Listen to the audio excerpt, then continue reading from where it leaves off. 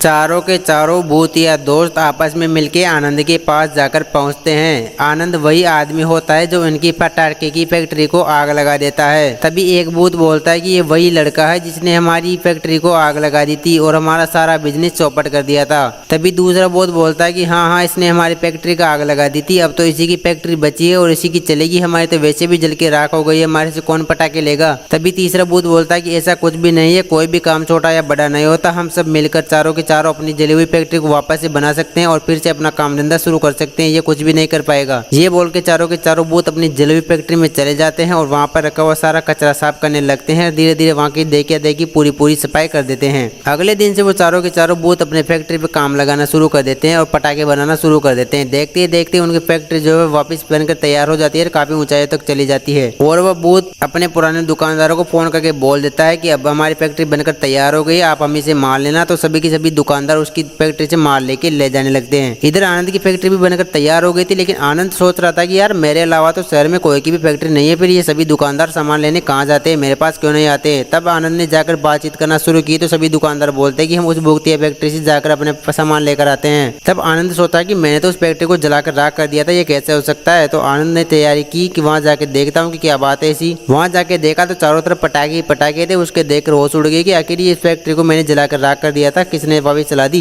चार वहाँ पर लोग खड़े थे, उनको देखकर वो बोला कौन हो भाई तुम लोग। तभी वो चारों के चारों एकदम से पीछे मुड़ के देखते हैं तो उनको देखते ही आनंद की तो आंखें खुली की खुली रह जाती है और जमीन पे गिर जाता है और बोलता है कि अरे बाप रे, ये तो चारों के चारों भूत है। हाँ भूत है हम, ये फैक्ट्री हमारी है और हमने इसे बनाया है और हम इसी के मालिक है। तू बता तू यहाँ किस लिए आया है, तुझे क्या काम है। मैं मुझे नहीं पता, मैं यहाँ पर क्यों आया हूँ, कैसे आया हूँ मुझे नहीं पता, मुझे छोड़ दो। मैं बताता हूँ तू यहाँ पर क्यों आया, ताकि पिछली बार की तरह इस बार भी तुम्हारी फैक्ट्री को जलाकर राख कर दे, हमें मार दे। मैंने कौन सी फैक्ट्री जलाई, मैंने कोई फैक्ट्री नहीं जलाई, मुझे छोड़ दो। तुम्ही ने हमारी फैक्ट्री जलाई है। हम चारों भूत तुम्हारे चारों दोस्त रमेश, गणेश, सुरेश और महेश हैं। जब तुमने हमारी फैक्ट्री जला दी थी तो हम उसी वक्त उस फैक्ट्री के अंदर काम कर रहे थे। हम तड़प तड़प के मरे हैं और भूत योनि में आ गए हैं। तुमने हमारी वो हालत कर दी है कि हमारे परिवार के लोग आज एक एक रुपए के लिए तरस रहे हैं और मोहताज हो रहे हैं। मुझे माफ कर दो, मैंने पैसे की लालच में आके तुमसे जलन करके तुम्हारा काम किया, तुमको जलाकर राख कर दिया। तुमने हमारी जिंदगी बर्बाद कर दी, हमें हंसते खेसते परिवार से लेकर हमको भूत बना दिया, हम तुमको इतनी आसानी से नहीं छोड़ेंगे। रमेश चिल्लाता रहा और चारों के चारों भूत उसको पकड़कर बांध देते हैं और वहाँ से चले जाते हैं। रमेश की फैक्ट्री में चले जाते हैं। वहाँ पे जाकर रमेश की फैक्ट्री के पूरे पटाखे ले जाके सड़कों पर बिखेर देते हैं। सड़कों पे इतने सारे पटाखे देखकर काफी लोग हैरान हो गए कि इतने सारे पटाखे सड़कों पर आ कैसे गए हैं। देखते ही देखते लोग बाग बोरे भर भर के पटाखे लेके ले जाने लगे अपने घर पर और देखते ही देखते आनंद की पूरी फैक्ट्री पटाखों से खाली हो गई। दिवाली का दिन था, सभी लोग मुफ्त के पटाखे चला रहे थे क्योंकि उनको पैसे नहीं देने पड़े, फ्री में आ गए सभी के सभी पटाखे। और इधर आनंद को अभी तक इन भूतों ने पकड़ के रखा था, इसको छोड़ा नहीं। तब एक भूत बोलता है कि तुमने तो हमारी जिंदगी बर्बाद कर दी, हमको मारकर भूत योनि में बना दिया, लेकिन हमने तुम्हारे साथ वो किया है कि तुम सारी जिंदगी याद रखोगे इस चीज को